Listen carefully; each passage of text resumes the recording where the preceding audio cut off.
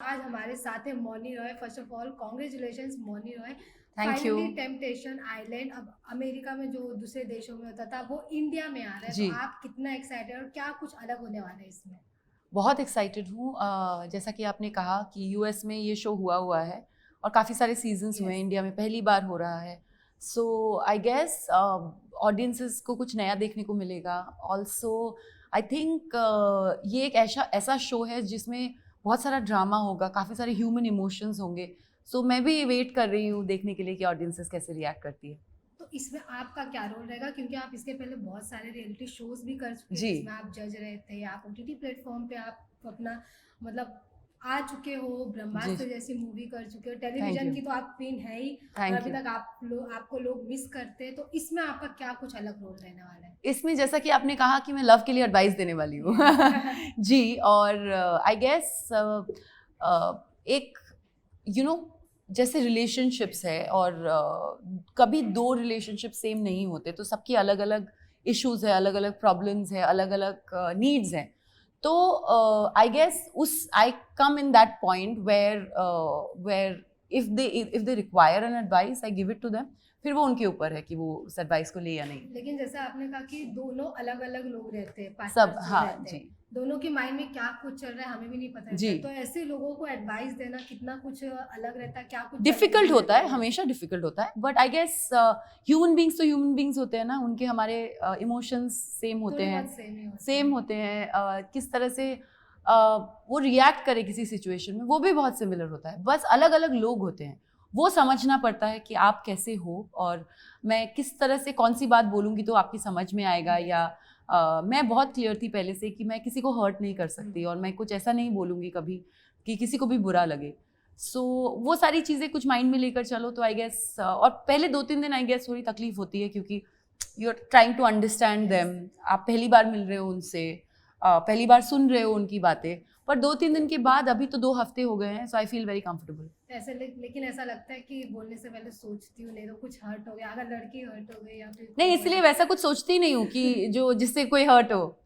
मेरे माइंड में वो चीज़ बहुत क्लियर है पहले से जैसे कि आप ऑलरेडी अपने लव लाइफ में काफी सक्सेस है, फाइनली आप जिनसे आप प्यार करते थे उससे आप ही। शादी किए। जी, तो जो आपकी जो पर्सनल लाइफ की लव लाइफ है वो आप इस शो में किस प्रकार यूज करेगी? मैं बिल्कुल नहीं यूज़ करूँगी personal life. This a reason that why personal life is जैसे पर्सनल कि लाइफ। आपका एक्सपीरियंस है ऑलरेडी लव को हाँ, लेकर, जैसा वो कुछ तो मेरा सिचुएशन रहता पर्सनल है। एक्सपीरियंस है, yes. But I guess it's not just a relationship. I think आपकी लाइफ एक्सपीरियंसेस भी आपको बहुत हेल्प करती हैं सीखने। आप जिस तरह के रिलेशनशिप आपने अपने मॉम डैड के साथ बताया या अपने ब्रदर के साथ बताया, अपने हस्बैंड के साथ, now my husband, then boyfriend, all my friends, I think life itself is a learning, big learning. So and I think you have to, every time that you learn something, you learn a lesson, you have to keep it in your mind, you have to remember it, you should not forget about all the lessons that life teaches you. And ऐसे time पे, ऐसे मौक़ों पे काफ़ी use हो जाता है, फिर काम आता है। तो अब तक 2 वीक ऑलरेडी हो चुके जी, हैं, तो जो भी कंटेस्टेंट आपसे मिले तो जी। उनका कैसा एक्सपीरियंस रहा, आपको कैसा एक्सपीरियंस आई मिला, अलग थिंक अलग लव मेरा स्टोरी आपको एक्सपीरियंस पता बहुत चली? अच्छा है क्योंकि वो लोग मुझे सब भी मुझे बहुत स्वीट लगते हैं। आई यस। थिंक उनका एक्सपीरियंस एक तो आपको उनसे पूछना पड़ेगा, और सेकेंडली आई थिंक वो लोग अभी इस सोशल एक्सपेरिमेंट में बहुत इन्वॉल्व हैं to even think about anything else. So वो समझ रहे हैं अपने आप को, कहीं ना कहीं अपने रिलेशनशिप्स को।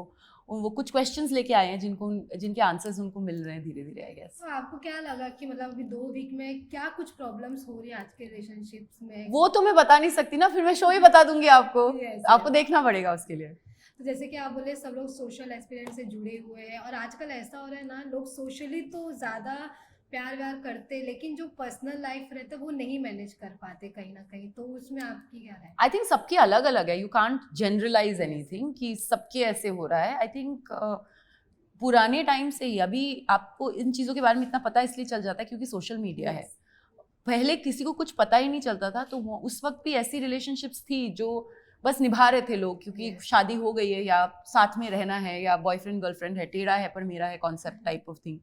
And there have been very successful relationships, yes. जैसे मैंने अपने दोस्तों में देखा है, कुछ रिलेटिव्स में देखा है, मेरे मॉम डैड की रिलेशनशिप बहुत सक्सेसफुल रही है। So it depends, to each their own. Like I said, no two relationships are the same. जैसे कि आप और जो सूरज है वो तो लव बर्ड्स है, और आप मतलब आप जो कपल से लोग बहुत पसंद करते हैं Thank आप you. दोनों को, लेकिन जब आपके बीच में ऐसा कुछ आना तानी होता है तो हम्म। वो कौन सबसे ज्यादा मैनेज करता है? दोनों. आई थिंक आई मीन चाहे शादी हुई हो या नहीं हुई हो, आर्ग्यूमेंट्स तो सबके बीच में होती है, Yes. दो दोस्तों के बीच में भी होती है. मैंने एक चीज सीख ली अभी कि उसको खींचना नहीं है. जो प्रॉब्लम है बात करके खत्म करो. I think communication is the key. आप जितना एक दूसरे के साथ बात करोगे, जितना प्यार से बात करोगे, उतनी जल्दी प्रॉब्लम सॉल्व हो जाती है. कुछ मंत्रा रहते हैं जो लोग फॉलो करते हैं अपने रिलेशनशिप को लेकर, लड़की भी करती है लड़का भी करता है, तो आपके उसमें ऐसे दो main चीजें हैं. चीजें? एक है never cross your boundaries with words. Yes. Second is जो भी झगड़ा हो, कभी भी कोई प्रॉब्लम हो, उसका सोल्यूशन ढूंढो, उसको और बढ़ाओ मत. So these two I think work very well. तो जब आपको ये टेम्पटेशन आइलैंड बताया गया कि ऐसा ऐसा, तो आप पहले क्या थिंकिंग की कि क्या होगा, क्या कुछ रहेगा, क्या आप सोच I रहे थे? already answered this question, but I'll tell you again. I was very nervous, like I said, क्योंकि ये लोग human beings हैं और you suddenly, और आप उनको जानते नहीं हैं, आप वो लोग strangers हैं, तो suddenly आप नए लोगों को मिलके उनके relationship के ऊपर advice कर रहे हैं, उनको बता रहे हैं, तो थोड़ा सा nerve wracking लगता है. But I think 2-3 दिन में I was okay, कि जब जान पहचान हो गई, थोड़ी बहुत बातचीत हो गई, अभी 2 हफ्ते हो गए हैं, I feel very comfortable. Finally working with Karan Kundra, वो कैसा जी. एक्सपीरियंस रहा? बहुत बहुत अच्छा. अभी काम कर ही रहे हैं साथ में. वो बहुत कॉन्फिडेंट है, Yes. बहुत अच्छे ह्यूमन बीइंग है, बहुत हंसमुख है, काम को बहुत प्रायोरिटी देते हैं. That's something very really really nice to see. So yeah I am very happy working with और हिम. ऐसा कहा जा रहा है कि आगे शो में इसमें एलविश यादव भी जुड़ने वाले हैं, तो उसके बारे में all that you will have to wait and watch now. मतलब अभी तक इसके बारे में कुछ ऐसा नहीं है? नहीं बता सकती कुछ भी. और last message to your fan और बाकी जो ऐसे कपल्स हैं आज के जो रिलेशनशिप में, वो लोग को आप क्या कुछ मैसेज देना चाहेंगे, स्पेशली रिलेशनशिप को लेकर उनके? वेल, रिलेशनशिप को लेकर यही बोलना चाहूँगी कि have self worth but be a giver. मैं ट्रूली बिलीव करती हूँ कि लव अनकंडीशनल होता है. जहाँ पे भी कंडीशंस आ गए और बहुत सारी एक्सपेक्टेशंस आ गई to get back, I think then it's not love, then it's something else.